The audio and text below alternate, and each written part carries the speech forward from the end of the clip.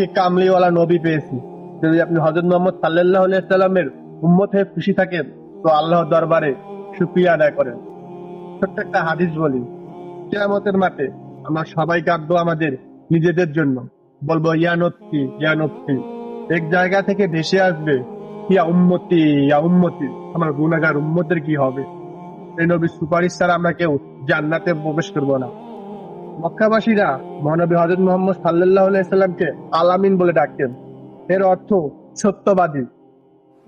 মহানবী সাল্লাল্লাহু আলাইহি সাল্লাম বলেন, কোন ব্যক্তি যদি কোন হাদিস জেনে থাকে, সেই হাদিস যদি আমার উম্মতের কাছে পৌঁছিয়ে দেয়, কিয়ামতের মাঠে আমি তার জন্য বিশেষভাবে আল্লাহর দরবারে সুপারিশ করব। সুবহানাল্লাহ। আমরা যতটুকু হাদিস জানি আমরা অপর ভাইয়ের কাছে শেয়ার করব ইনশাআল্লাহ, তাহলে আমরা কিয়ামতের মাঠে বিশেষভাবে নবী করিম সাল্লাল্লাহু আলাইহি